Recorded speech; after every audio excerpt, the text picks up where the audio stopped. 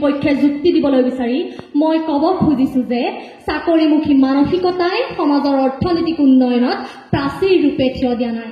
মাননীয় অধ্যক্ষ মহোদয়, মই আপোনাৰ জৰিয়তে সন্মানীয় চৰকাৰী পক্ষৰ সদস্যগৰাকীলৈ ক'ব আগবাঢ়িছো যে তেওঁলোকে চাকৰিৰ সম্পৰ্কত এটা ভ্ৰান্ত ধাৰণা লৈ আছে।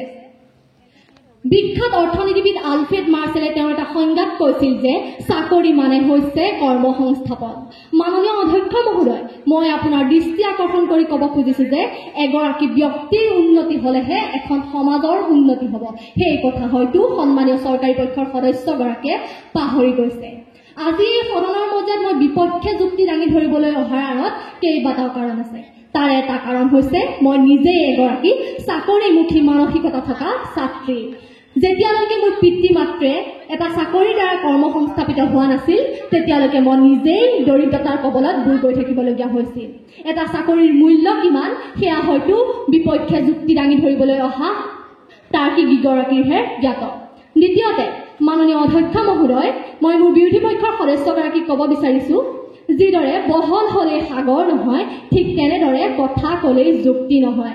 আজি সদনৰ মজিয়াত মোৰ বিৰোধী পক্ষৰ সদস্যকেইগৰাকী বিভিন্ন যুক্তি দাঙি ধৰি নিজকে বিখ্যাত তাৰ্কিক হিচাপে প্ৰতিপন্ন কৰিবলৈ যিখিনি কথা কৈছে তাক প্ৰতিপন্ন কৰি মই ক'ব বিচাৰিছো যে তেওঁলোকে হয়তো পাহৰি গৈছে তেওঁলোক একোজন ব্যক্তিগত খণ্ডৰে হওক অথবা চৰকাৰী খণ্ডৰে হওক একোজন চাকৰিয়াল শিক্ষকৰে ছাত্ৰ। সেইসকল গুৰুৰ মনত যদি চাকৰিমুখী মানসিকতাই নাথাকিলহেঁতেন তেনেহ'লে আজি মোৰ বিৰোধী পক্ষৰ সদস্যসকলে জ্ঞানৰ পোহৰেই নাপালেহেঁতেন। মাননীয় অধ্যক্ষ মহোদয়, যিসকল গুৰু মোৰ প্ৰাতঃস্মৰণীয় সেইসকল গুৰুক সন্মানীয় চৰকাৰী পক্ষৰ সদস্যগৰাকীয়ে আকৌ সমাজৰ অৰ্থনৈতিক উন্নয়নৰ প্ৰাচীৰ বুলি কেনেকৈ ক'ব পাৰিলে?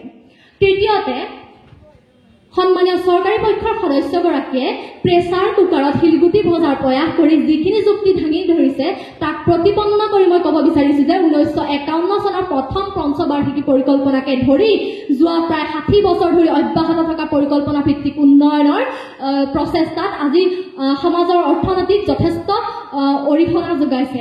গতিকে মই মোৰ বিৰোধী পক্ষৰ সদস্যগৰাকীক এবাৰ ভালদৰে পুংখানুপুংখভাৱে নিৰীক্ষণ কৰি চাবৰ বাবে অনুৰোধ জনাইছো যে বিগত 10টা বছৰৰ অৰ্থনৈতিক উন্নয়ন আৰু বৰ্তমানৰ অৰ্থনৈতিক উন্নয়নৰ মাজৰ পাৰ্থক্য কিমান।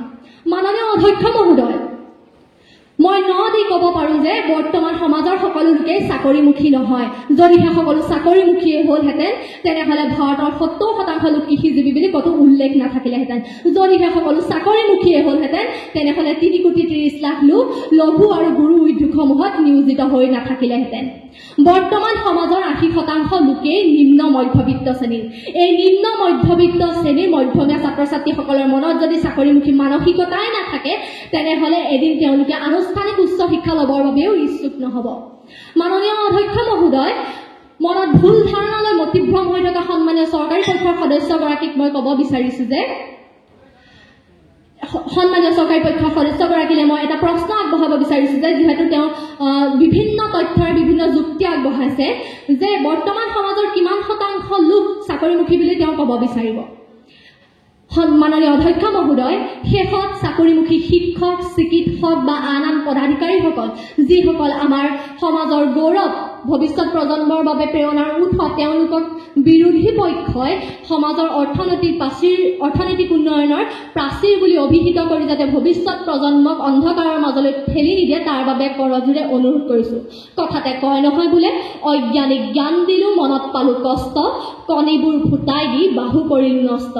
যি কি নহওক ইয়াৰ বিপৰীতে মই চিঞৰি ক'ব খুজিছো যে সকলো ছাত্ৰ ছাত্ৰীকে উচ্চ শিক্ষাৰ দ্বাৰা শিক্ষিত কৰক, সকলোকে চাকৰিমুখী কৰি তোলক, লগতে অৰ্থনৈতিক উন্নয়নত সহায় হওক।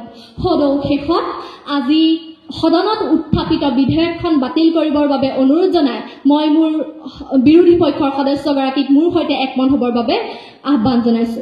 ধন্যবাদ।